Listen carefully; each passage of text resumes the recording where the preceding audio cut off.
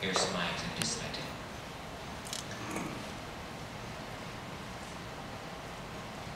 I presented a paper at this conference when I was 4 years old, and it was called The Science of Light.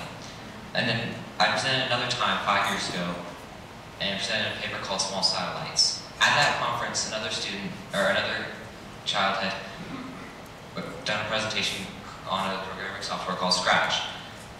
And I went home and downloaded the software and started programming it using that programming software. And eventually that led me to programming my Scribbler robot. And what I'm doing is I'm going to run the Scribbler robot through a maze. And the problem was, can a Scribbler robot navigate through a maze, and how many times can it do it? My hypothesis was, yes, it could do it. And this is the Scribbler robot. It's light sensors, it's infrared sensors, and where it plays music and stuff. The Scribbler robot has 4 major sensors: the light sensors, the infrared sensors, and then the crash sensors are in the wheels, and the line sensors are on the bottom of the robot. The light sensors detect light coming in from the front and 45 degrees to the left and right. The infrared, it shoots an infrared light and picks it up, and if it reflects off an object and comes back into the robot, it detects it as an obstacle. Those are the two, and then the crash sensor, when it hits an object and the wheels don't stop moving and it can't go anymore, it detects it as a crash. The crash sensor and the infrared sensor are the 2 main sensors that I used.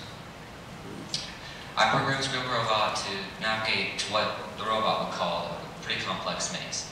This may look pretty easy to us, but this robot has 0 memory and no intelligence other than the program that I programmed. The maze is split into 4 sections. 3 sections. The first section, second, third, and actually yes, 4. And that light tells the robot when to stop. Sorry, that's a bit blurry. I didn't have a good camera. And that's the robot, and there's a marble behind here you can't see, and a spray paint king right there. Those are 2 objects that I put in the maze to see if it could get around. I created 3 programs to see if it would get through the maze. The first program, it was basically, it just went forward with all of its sensors on, and depending on which sensor was activated, I programmed a certain algorithm that it should do when it was activated. And here's the first program I did. It just checks the crash, the couple infrared, and then goes through it and repeats the process over and over until it goes through the maze. And yeah, when it hit an obstacle head on, the front infrared sensor would activate, and 50-50 chance it would turn left or right. And as a result, there's a lot of probability involved whether it would get through the maze or not. And it often retraced its path a lot. And I actually did another program that wasn't based on probability, but it just didn't work, and I don't have time to explain it.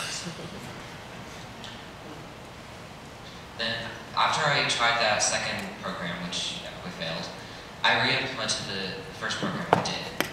And to fix the retracing its path, I changed the coin flip on the right and left, so it would turn, when it hits an obstacle on its left, it would turn right, and when it hits an object on its right, it would turn left. And it does continue its path, but as a result of the new turns, it doesn't do it quite as much. And when it hits head-on, I had the program that it would turn 120 degrees instead of just 45 degrees to left or right. And that made it so it retraced its path a little bit, but then it would make a U-turn and continue using its other sensors. Here's the final program that actually got it through the maze. It does all of its sensors, has a little subroutine for whether to turn left or right, which that's right there. And at the end, what it did was I used its light sensors so that when it found the light at the end of the maze, it would play some music, do a little light show, and then here's the end of the program, and it would just stop. And using the new turns, I got it through the maze twice. So I began recording the times and how fast it could get through each section of the maze.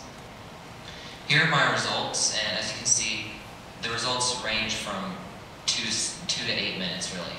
And 2 of the experiments failed because the crash sensor, it failed, and then when it would hit the wall, the crash sensor wouldn't activate and it wouldn't go through its algorithm, so it just kept going up against the wall, and after about 30 seconds, I just decided it would just break the robot if it kept going. stop it and I just count it as failed. Then, most of you would say, yeah, it's just a robot going through a maze. Not really a big deal, but this robot has no memory and has the most basic microchip that pretty much every robot has. And to get it through the maze, I had to utilize its sensors as much as possible, otherwise it just wouldn't go anywhere. So, using the two sensors, mainly the crash and infrared sensors, I got it through the maze, but I utilized those two as much as possible, and I didn't even use the others, except for the light, which is at the end.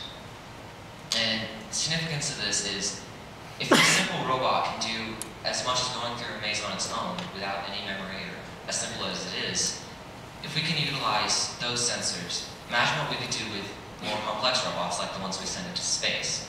And if we can utilize each sensor in those robots, imagine what more we could do with the robots we have. And thanks, my dad and my science teacher helped a lot with this project. And any questions?